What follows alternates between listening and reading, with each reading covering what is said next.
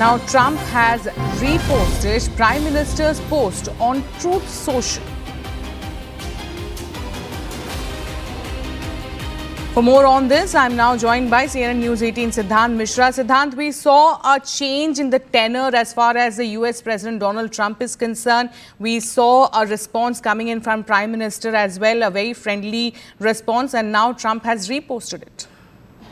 Right, Sharon. So this could be seen as a restart of the relationship. In fact, last time President Trump said good things about Prime Minister Modi, and perhaps Prime Minister Modi very quickly responded to those comments of President Trump. Now, this is again the fourth time direct contact between the two leaders, Sharon, where first President Trump writes on Truth Social, posts on Truth Social, and then Prime Minister Modi again responded, saying that I'm confident that our trade negotiations will pave the way. Now President Trump has in fact reposted the same post of Prime Minister Modi on Truth Social. So perhaps it shows his commitment to restart this relationship. Also, Sharon, very important to highlight that since his administration has been blaming India for fueling the war in Russia, but in last 1 month, the kind of proactive role which India has shown, perhaps India has always been very proactive and constructive when it comes to ending war in Ukraine. But what the kind of efforts India has made in last 1 month, perhaps could be one of the reasons that this resetting is happening, because Prime Minister Modi spoke to President Putin, then Prime Minister Modi did brief the European leaders as well. Prime Minister Modi is also in touch with President Zelensky, and perhaps that is something which definitely Trump administration must have taken a note of, that this entire narrative that India is fueling the war, India is profiteering, etc., is not correct. The fact is that India is ready to pursue peace. India has always been pursuing peace in Europe.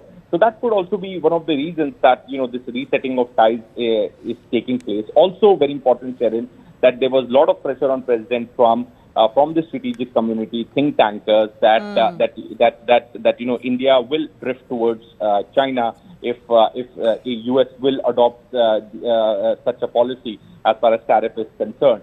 So, so that is the biggest fear as far as think tankers and strategic experts in DC are concerned. They want India to be with them. They don't want India to be going to the other side or go with China. So that could also be one of the reasons. In fact, the other day he said that we have lost India. Then he said that we have not lost India. India-US ties are very much intact, etc., etc. So all these things have definitely made him realize that how important this partnership is and how important India is for the United States as far as this region of Indo-Pacific is concerned. Perhaps there are a lot of things in continuity, and it was President Trump in his first tenure, perhaps, who gave a lot of emphasis to Quad, Sharon.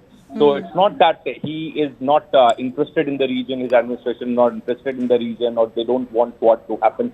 They definitely want Quad to happen. In fact, EMS Jaishankar went to DC in June, perhaps for the Quad foreign ministers meeting. So there are a lot of aspects to this resetting of ties. And perhaps since this is happening, so there could also be the meeting between the two leaders in Malaysia, because President Trump is traveling and Prime Minister Modi travels for the ASEAN summit every year. So far, Prime Minister Modi's schedule has not been announced, but there's in all likelihood he will travel. So if he travels, perhaps that would be the last opportunity for both the leaders to meet this year, because after which in G20, President Trump is not traveling to Johannesburg. So all right. Siddhant, I request you to please stay with us. I'll just come back to you in a bit. I'm now joined by former diplomat Mr. Anil Tirugnayat on this broadcast. Many thanks, Mr. Anil, for joining with us. Thank you. Your first response to what Donald Trump has in fact posted. In a way, he is saying that we are going to have a renegotiation, we're going to have a retalk as far as the trade deal is concerned. Clearly, there has been pressure on him, local and domestic pressure that in fact forced him to come back to the table. I think so, yes, you're right. And also I think that India's strategic patience has paid off. That is very important, because we did not indulge in the kind of things that were happening or coming from the White House, And he has understood that India has significant other options as well. And so therefore, I think internally also there has been assessment, and I have always maintained that they will come around. So this browbeating in the beginning has been there and it will continue to be there. I mean, we should not think that such statements won't come out, because that's his nature, keeping things unpredictable. But at the same time, the good sign is that both leaders have understood each other's limitations, I hope, and Yes. to the extent that we attach importance to the relationship, India-US relationship. And I always maintain that trade in goods is simply one of the verticals. And there are other areas which are far more significant than this. All right. Many thanks, Mr. Anil, for sharing your perspective. Now, let me go back to my colleague Pallavi Ghosh on this. Pallavi, the re-negotiation, of course, is back on table. But at the same time, the unpredictability of Donald Trump, could that actually make the Indian side a bit wary?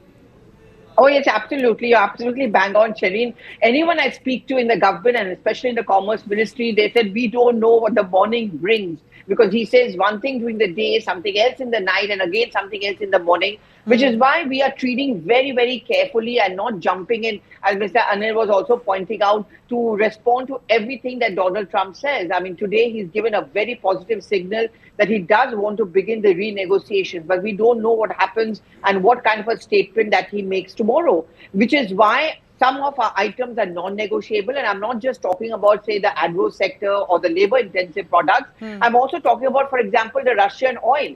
I think the finance minister, the government, all of them, the oil minister have made it clear, we are going to purchase oil from where we want. We are going to see the interest of the consumers. And, we are not going to buckle any kind of blackmail or pressure. And that is essentially going to be our stand. We are apprehensive, we are wary, we are optimistic, but at the same time, we'll do what is best for our country. Absolutely. And also, Pallavi, like you also in pointing out that as far as certain sections, certain products are concerned, those are, non-negotiable. No matter what, we are not going to compromise on them. But now on the second round of talks between India and US, what are the areas where we could actually have some sort of a compromise with the United States? See, if America is going to insist that stop buying oil from Russia, that is not going to be on the renegotiation list. If I'm going to go back to the agenda of 25th August, when the negotiators were expected to come, what they did want is a little bit more of the opening of the access of the Indian markets to American products. Till now, it was limited to, say, apples, some of the varieties of dry fruits, a particular variety of wheat, rice as well. They want more and more variety of that. So what we are being told is that when we renegotiate, we may allow that window to be given to America. Maybe some more variety of fruits will be allowed. There's also going to be more variety of rice, wheat, some variety of millets may also be allowed. So essentially, that is going to be the benchmark. But however, the nitty-gritty or the relooking of or the revision of the agenda is something which I think the government will be chalking out. Again, we are watching the situation very, very carefully. And also, Pallavi, when can we expect the delegation to come? Is there an actual date that has been given by the US side that by this time the delegation will be arriving and we can start the renegotiation over the trade talks? Then it's very important to understand that all along the Commerce Ministry had been making it very clear that when the 25th August negotiators did not come, it was not cancelled, it was postponed, which means the window and the door was always left open. So even now, that's what they're saying. And the reason why they're not giving a date yet is simply because they don't know what Donald Trump says again tomorrow. So I think we're going to wait for that phone call or any kind of a communication which happens between the American president and our prime minister. And that is when the date will be fixed. What we are still being told is by possibly the end of September is when we can expect the American negotiators to arrive. And also, let's talk about, Pallavi, the domestic politics over the trade talk. We have been seeing time and again the opposition parties questioning the unpredictability of Donald Trump and also questioning the government over not being able to, come to the end of this particular trade talk between India and US. Well, I mean, failed foreign policy, that's been one huge barb which has come in from the Congress party consistently, expressing concern over the small traders, the businessmen, and of course the people who will actually have to face the brunt of a high tariff. Yes, you are right, Shireen. We've all been privy to the amount of attacks coming in on the government. The government has consistently meant that, we may have been good friends with America, but, at the end of the day, it's the Indian interest first. Absolutely. Many thanks, Pallavi, for getting us all those details. But I request you to please stay with us. We are getting another breaking input as far as the vice presidential